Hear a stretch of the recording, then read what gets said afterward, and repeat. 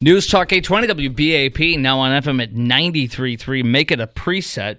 Hour number 3 of the Chris Crock Show. Our number is 800-288-WBAP, 800-288-9227. I didn't know who the Chiefs kicker's name was. Did you, Producer Garrett? Did you watch the Super Bowl? Yeah, I did, but only the movie trailers.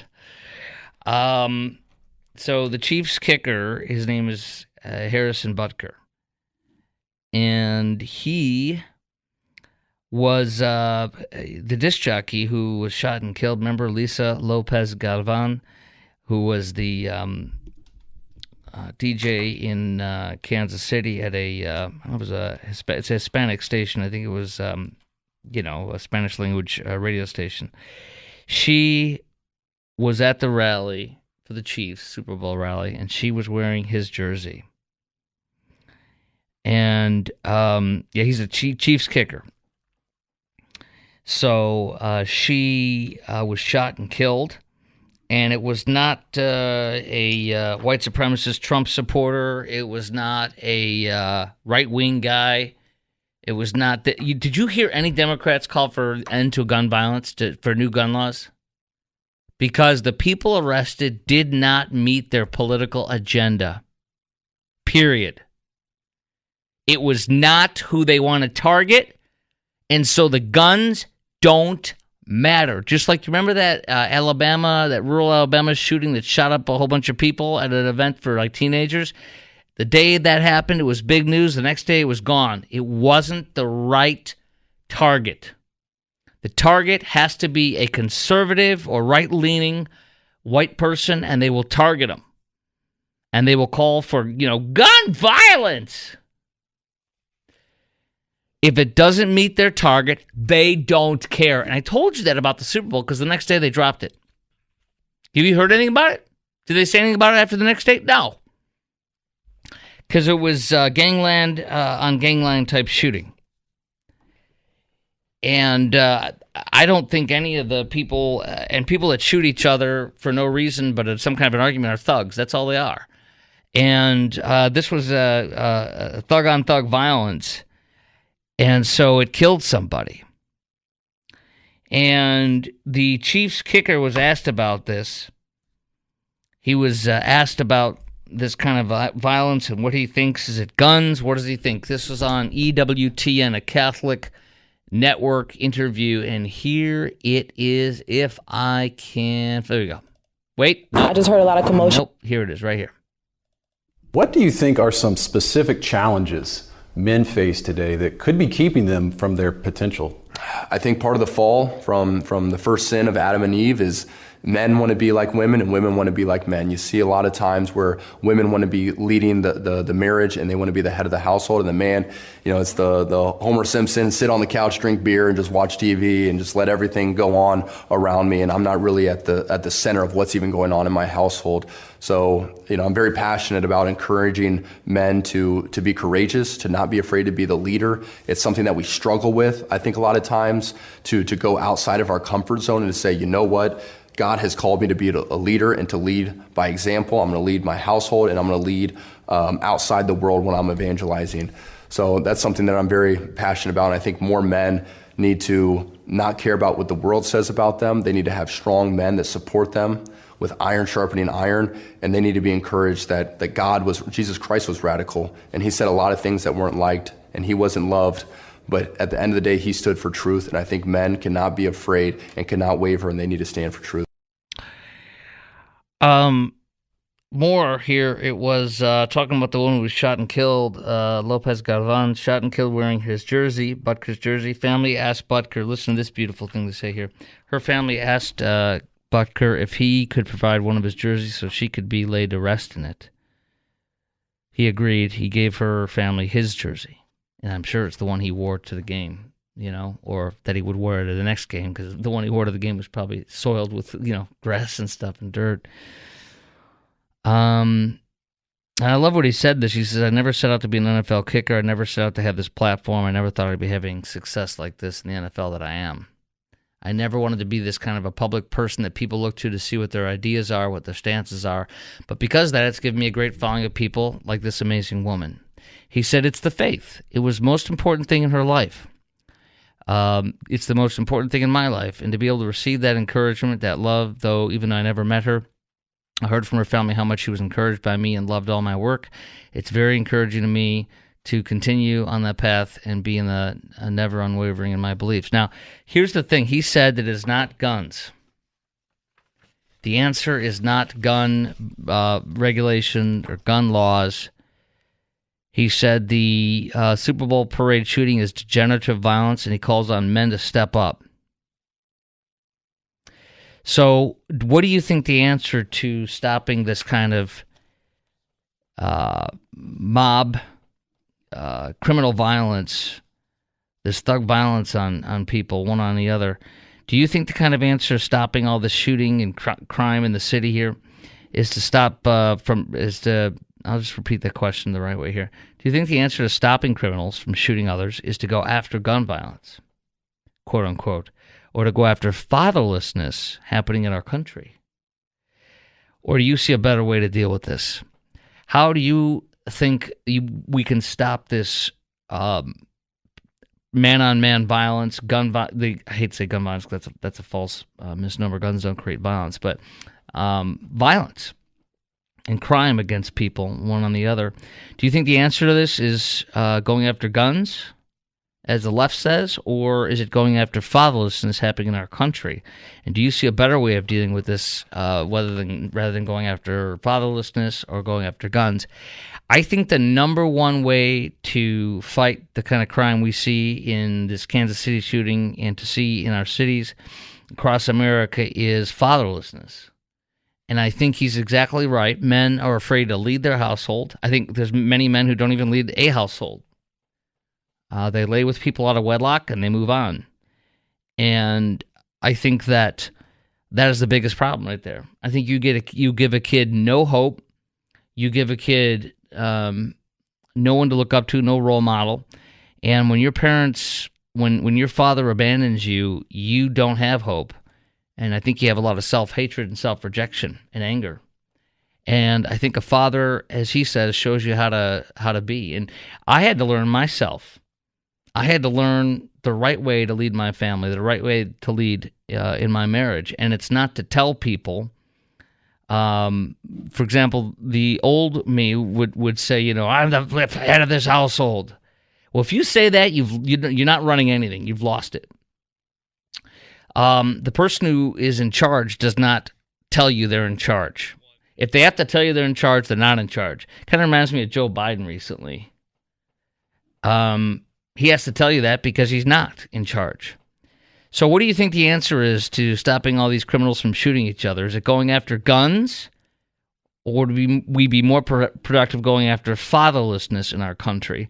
And do you see a better way of dealing with this? 800-288-WBAP is our number, 800-288-9227. I think that encouraging marriage, I think that encouraging men to lead their families and to not be afraid of their roles, to not shirk their roles, and to learn what it means to be the leader of your household. It doesn't mean to be authoritative and to tell people you're in charge. It means to lead by example.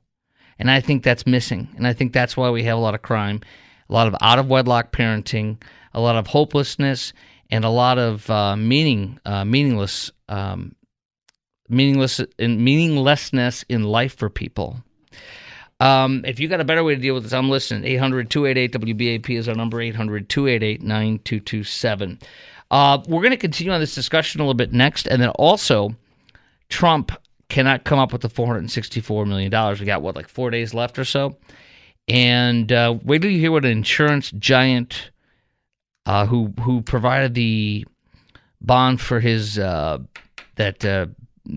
E. Jean Carroll case. He had to come up with a $100 million bond on that. Wait till you hear who provided it and what that CEO was forced to say about it today.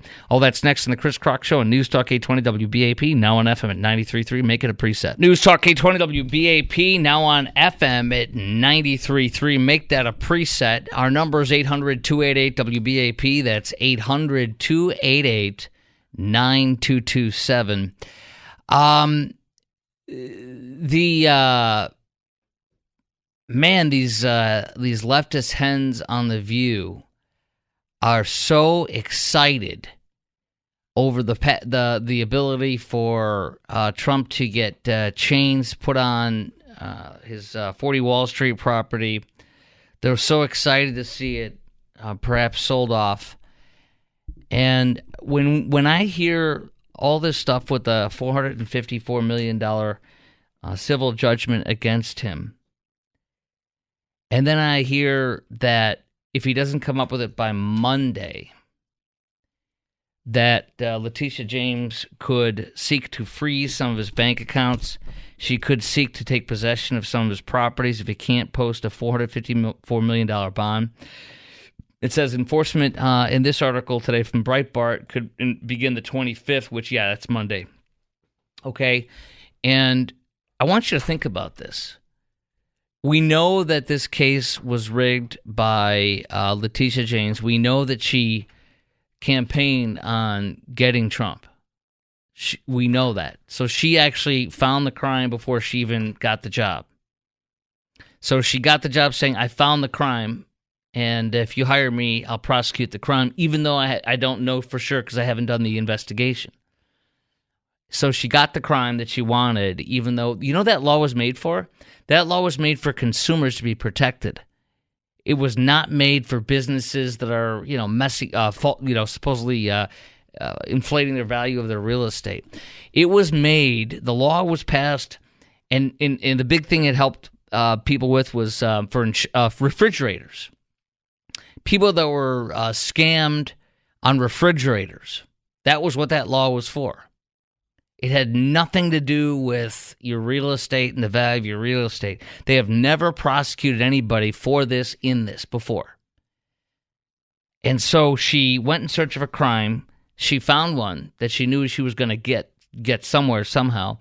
And then she gets this judge Judge Arthur Engoron, who clearly is just like her, out to get Trump and just out to find a crime. No jury trial, and completely disregarding Deutsche Bank, who said we gave him that loan, and that loan was perfect. We would give him another loan on the same thing. We're ready to give him more business, and he repaid everything on our terms. We know that the level of his states or his properties that he had were higher than what we believed, and we valued it our own. This is how the process works. They give us their idea, we tell them what ours is, and then we give them a loan based on what we did in our due diligence. No victim was done here. Deutsche Bank said not only are they not a victim, but they also said they would do business with Trump again in the same way. So there is no victim. There's not one person that's a victim in this. And you have people that are totally apolitical, like Shark Tank's Kevin O'Leary, who said that this is a all-out war on real estate investors in New York. And remember something, he said this too. I listened. He's been on a lot of interviews lately on Fake News CNN with the leftist hen in the evening that argued with him, and like as if she knows about New York business compared to that guy, and. He also was on Fox and such, and in the many different interviews I heard with him on this in the past 24 to 48 hours, he said that, I learned a lot, that real estate, number one, is in the tank. Commercial real estate is in the tank in New York City right now. That's number one. Number two, there is no person who owns commercial real estate in New York City that thinks this is okay. They're all concerned that they could be next. And the idea here, here's what the true dog whistle and wink wink among the leftists in New York City and across this country is. It'll never happen to you. Don't worry, you're not Trump.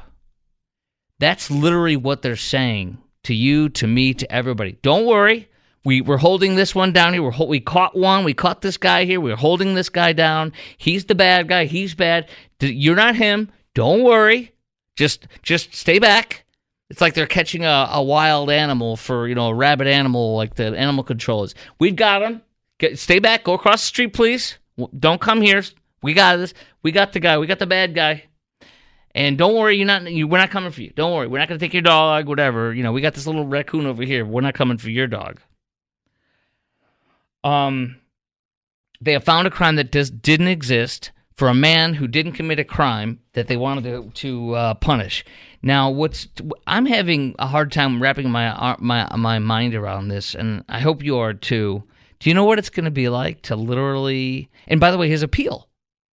You know he's appealing to the New York Appellate Court. But you know what's crazy and really sad and really messed up, guys, is that his appeal. He's not going to find out about his appeal until after this Monday. So this woman is going to rush to seize his bank accounts and possibly take possession of his sales. Do you know that these buildings that he has, that there are, he's got these limited partnerships for all of his businesses.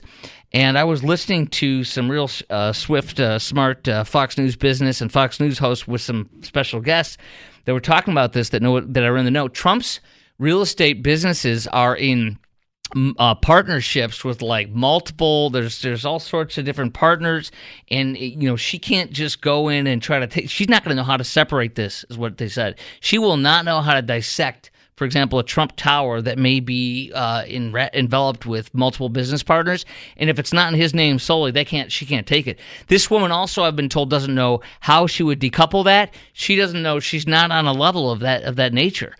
Clearly, she's just a tack dog. For a crime that's not there, for a man that she found guilty before she got the office. And so she could really, if she sells this crap, he can't get it back, even if he wins his appeal. Can you imagine this?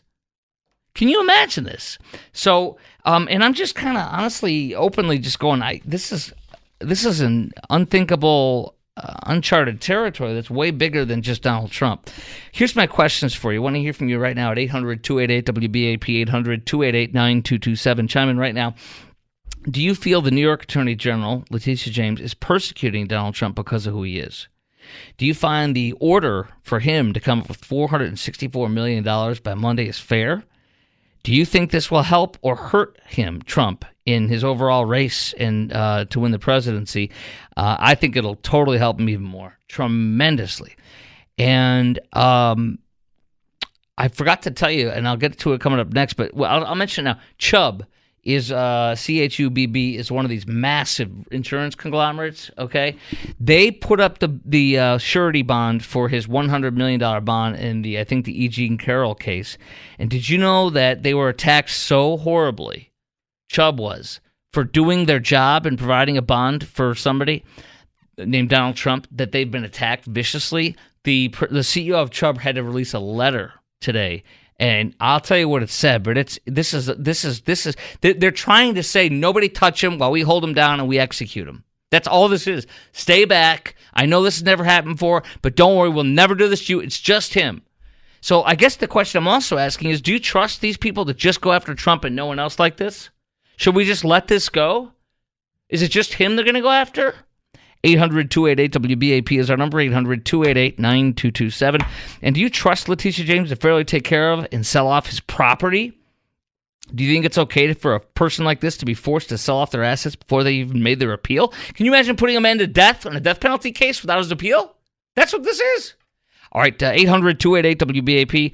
More details on this, including what the CEO of Chubb said today in a letter next. News Talk 820 WBAP, now on FM at 93.3. It's all over the news. This just came out in the past few days or so. CEO of Chubb addresses Trump's bond in a letter to investors. Can you imagine they have to defend providing a surety bond for one of their clients? So you can't even pay his bond. You can't post his bond.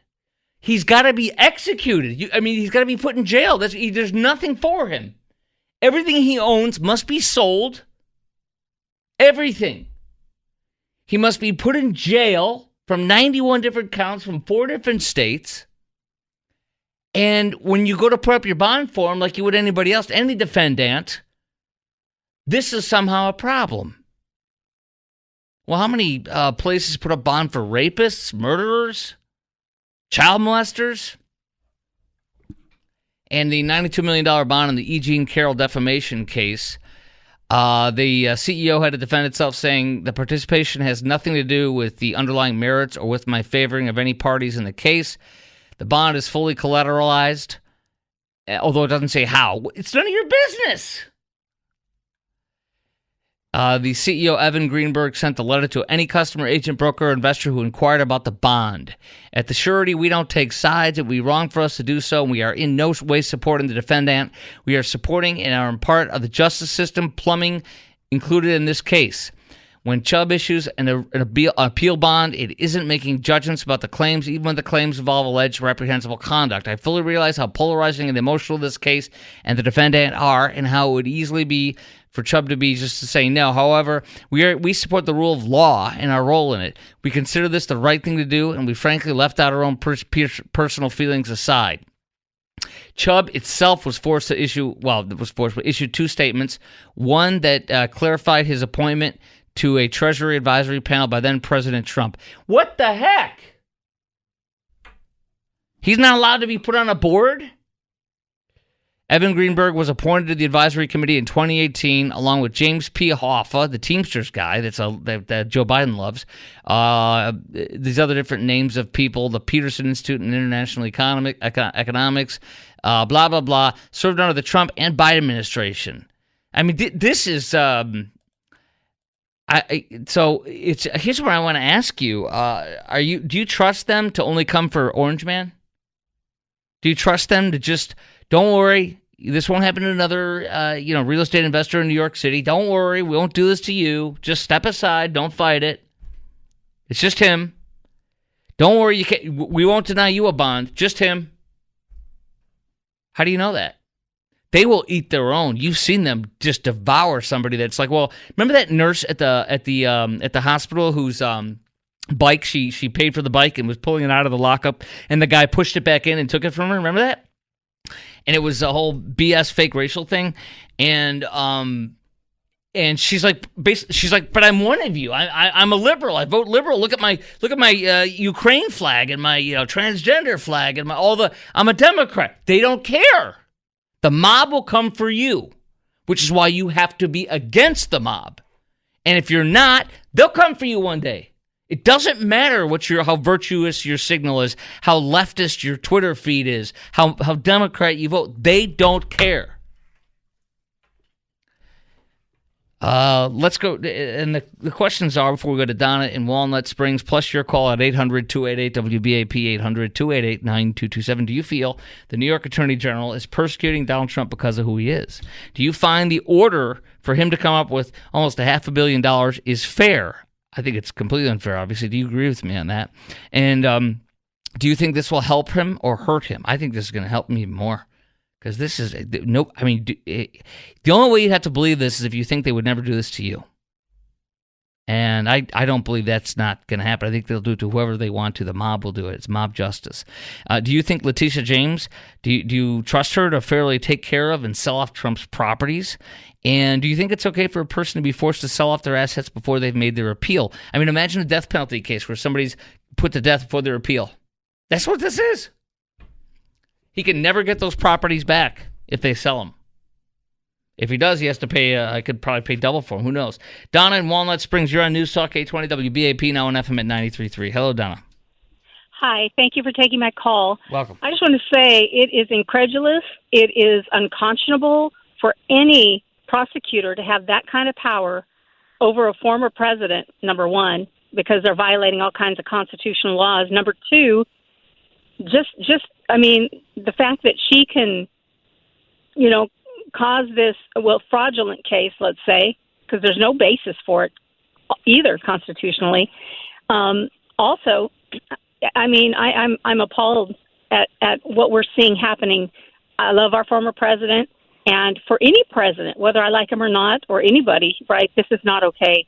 And I think what they need to do, first of all, I think it would be normal in the law to, since he's going to appeal the case, they need to put an injunction in there to hold off any, division of his properties and what they're going to do, mutilate it, right? Right. So something needs to be done to halt that Leticia, that horrible prosecutor, wicked. But anyway, because he should have a right to be heard by the appellate court and even if he has to, go to the Supreme Court, right? So if there's a way that, and the Supreme Court's going to have to end up taking up a lot of this stuff, is what I heard, and that makes sense to me. You look at people like, George Washington University law professor Jonathan Turley, who's definitely not a conservative or Republican at all. He's a liberal and way liberal guy, but he's a constitutionalist and a constitutional expert. And he was, he's saying he's appalled at this, and I mean, this is genuinely unthinkable what's going on here. And I know that the New York Appellate Court has got to be almost all Democrat, liberal people, like the whole state seems to be, obviously. But you got to believe there's people on that they're going to say, no, you can't do this to a person, no matter who he is or she is, and that they could come in and say, put it down to $100 million. I mean, this is it's unrealistic, is what it is. And his appeal, I mean, I don't know based on that state, but my gosh, his appeal should be very easy on this because you have no victim. There is no victim. And, exactly. Exactly. I appreciate your call. Baseless. You're welcome. Thank you for taking it. Thank you. 800-288-WBAP is our number, 800-288-9227. Talking about the $454 million judgment that Trump has to pay by Monday, or she can start seizing his bank accounts, or possibly lock up his Trump Tower or 40 Wall Street and possibly sell it off. I pray that, as I heard, that his partnerships that are multiply entwined and such are such that she cannot get in there and do anything in time before the appeal comes through. I pray that the New York Appellate Court gets involved before Monday and says this is way too high. I mean, to see this is going to be something else. The only hope, the only good thing to come out of this, if he does get forced to somehow produce $500 million for a ridiculous case that we all know is ridiculous, is that this blows up in her face and that this leads to a bigger landslide of Trump's support, because this cannot stand.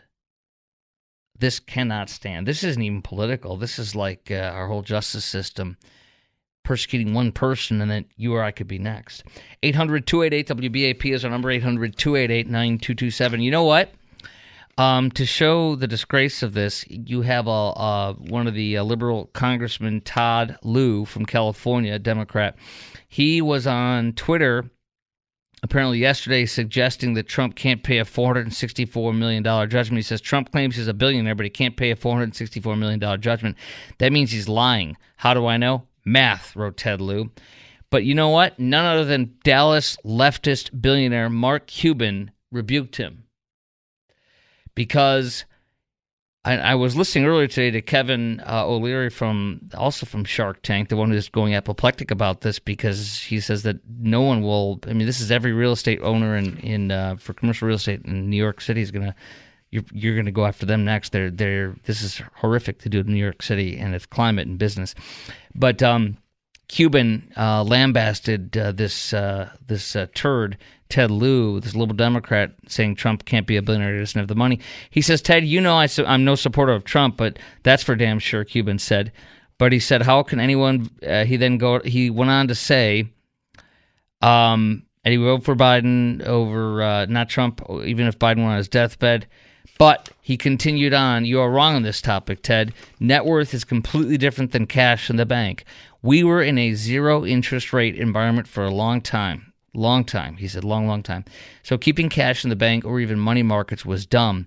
In fact, searching for yield is what killed small banks last year. Also dumb, says Cuban, was keeping interest rates low for that long. That's what Biden did. You can argue that Trump put himself in the situation by making sure the only way to grow his net worth was non-cash investments. You can also argue that Trump sucked at growing his net worth, which led to him putting himself in this position by lying to banks about his assets. But there's only one reason to lie on a loan application. You have to. There's only one reason to lie on a loan application. You have to. On a more macro basis, Ted, Even if rates were along the long-term trend line for the past 10 years, few people are keeping more than 45% of their assets in liquid assets. And as far as the bond companies, Trump's assets are mostly interest in commercial real estate and foreign assets. No bond company is loaning against them in this commercial real estate market, if ever.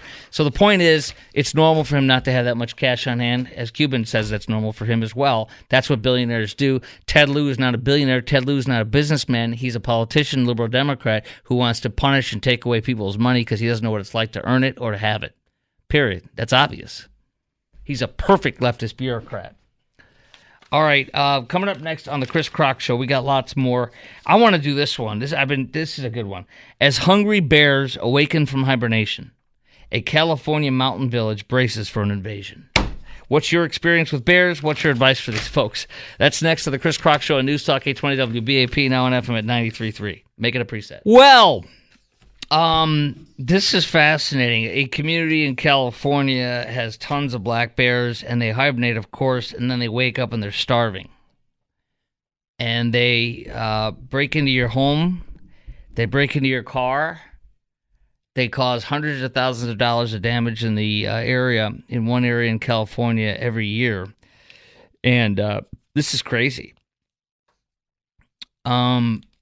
Very interesting how they handle these things and to see how they handle. I don't know if you've ever encountered a bear, if you've ever lived in places or been to places or have relatives or friends who live in places that deal with bears. Like, this is apparently super common in this area of California. It's a mountain village in California. And the headline alone grabbed me to want to talk about this with you. I'll throw out the question right away, though, at 800-288-WBAP. That's 800-288-9227, 800-288-WBAP. What's your experience with bears? What's your advice for folks that live among a lot of them that come down starving from hibernation and are looking for stuff, food and such, and could break into your house, break into your car, etc.? Let me share some of these stories here, but our number is 800-288-WBAP, 800-288-9227. Your experience with bears or what you've heard others' experiences with bears are, and what your advice is with people dealing with this. This is quite interesting. A hungry bear awakens from hibernation. A California mountain village braces for invasion as hungry bears awaken, says this story. They have crashed through windows, ripped tiles off roofs, torn solid wood doors off their hinges and to get a leftover pizza in a refrigerator. They have also defecated on counters, furniture, and floors as a calling card. How'd you like that? What's the size of that in your living room? You know what I mean? I don't know. Is that the size of is that like a 10-pounder right there on your floor? On your kitchen countertop? I hope you have a sealed kitchen countertop. That way it's okay. We don't have one of those, what are those, what's that wooden one where it's like a cutting board? You know what I'm saying? You know, like those, it's like a wooden cutting board. You know what I'm saying? That kind of a countertop. I forget what it's called. But it's porous, so you don't want the bear to take a deuce on that. Let's see here. In a region of Southern California, human black bear conflict zone, they call it. Dread and fear every year of this. 2,800 residents live in the San Emilio Mountains, 75 miles north of L.A. They've caused hundreds of thousands of dollars in property damage. A house caught fire after a bear climbed onto a gas stove and turned on the burners. A few cars nearly totaled by bears rummaging through for crushed cookies between the seats. My gosh.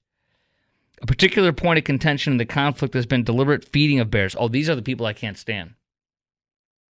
Do you know there was a story in Minnesota that was really compelling to me? I'll never forget it, and I love telling it to you, especially on times like this, because feeding the bears is bad. And I'll get into that in a second, but so is feeding moose in Minnesota. And what happens is these people are illegally and they think they're helping the moose, but they're killing them. Because what happens is these moose, to get the food, these idiots leave out on their front porches and stuff like that in upper Minnesota.